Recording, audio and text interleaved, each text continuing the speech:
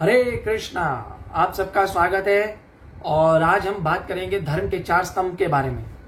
तो धर्म के 4 स्तंभ क्या है उसके बारे में बात करेंगे। और आज हम एक और भी बात करेंगे कि इस कलयुग में धर्म के 4 स्तंभ में से कौन सा एक स्तंभ बाकी रह गया है। और ये भी बात करेंगे कि धर्म के 4 स्तंभ को बनाए रखने के लिए हमें क्या क्या करना चाहिए।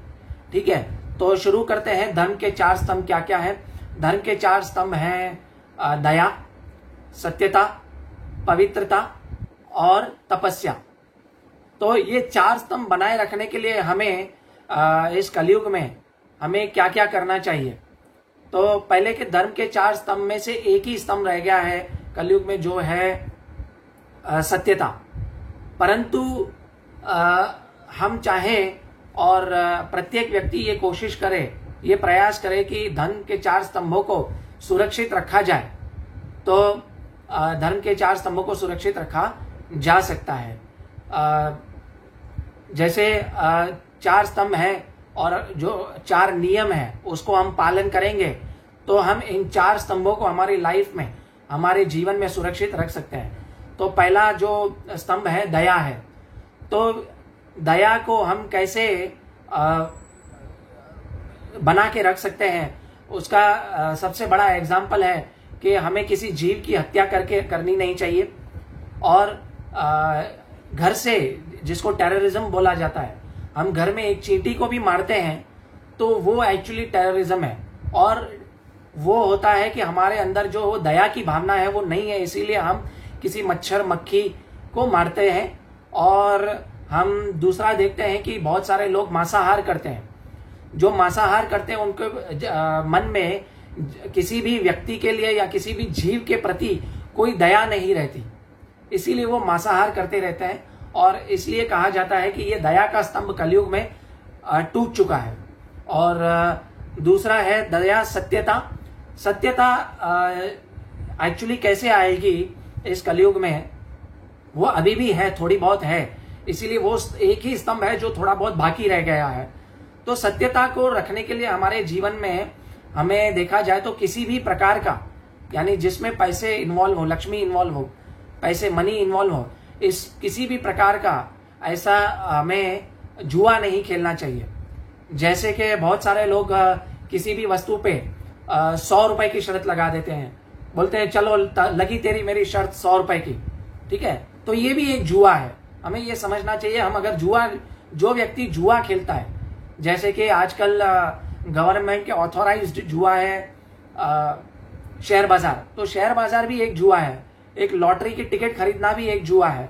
ठीक है, क्लब में जाना एक जुआ है, कैसीनो में जाना एक जुआ है।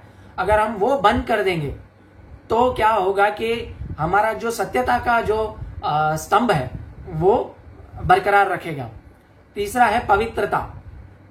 तो पवित्रता एक्चुअली बहुत ही बड़ा स्टेप है, बहुत ही बड़ा स्तंभ है। ये कलयुग में ये पवित्रता बहुत, मतलब काफी लोगों की चली गई है। वो इस वजह से चली गई है कि लोग आजकल पहले तो शादी से पहले जो वर्णाश्रम धर्म है उसका फॉलो नहीं करते हैं। और जो जिसमें देखा जाता है जो 25 साल की उम्र से पहले, 25 साल की उम्र तक किसी भी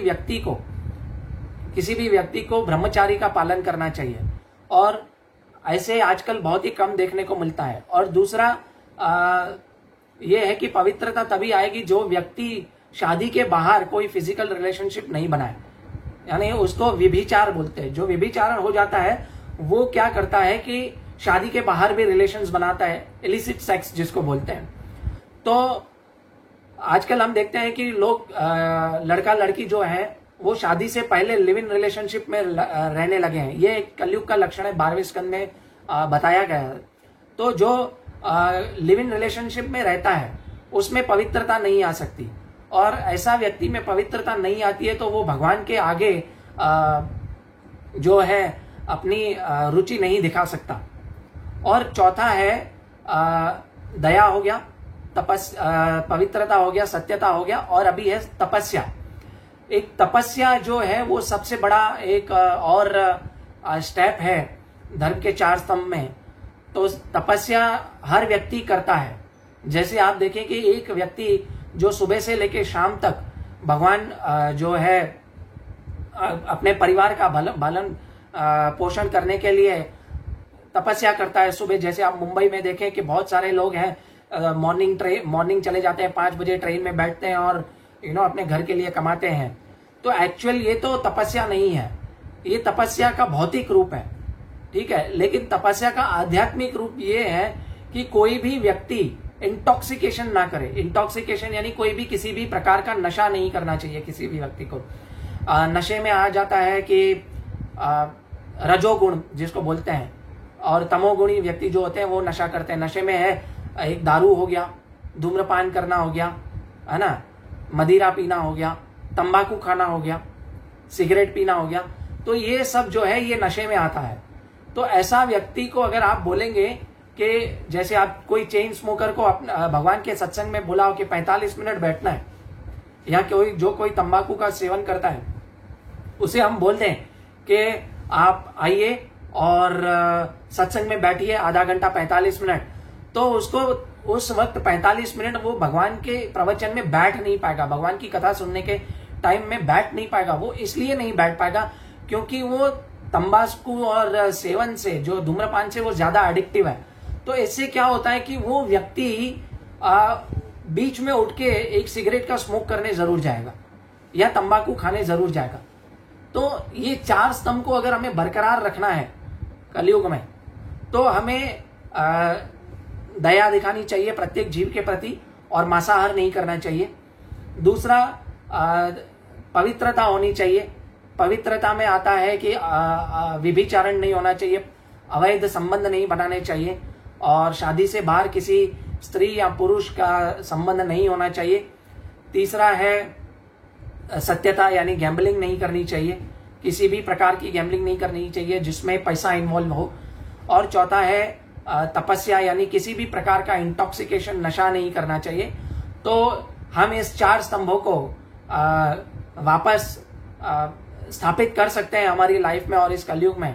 तो ये आपका और हम सबका दायित्व है कि हम इन 4 स्तंभों को स्थापित कर सकें और इस कलयुग में, इस जगत में सुख और शांति फिर से लौट सके। तो हरे कृष्णा, आज बस इतना ही, और दूसरा वीडियो लेके मैं बहुत ही जल्द आऊंगा।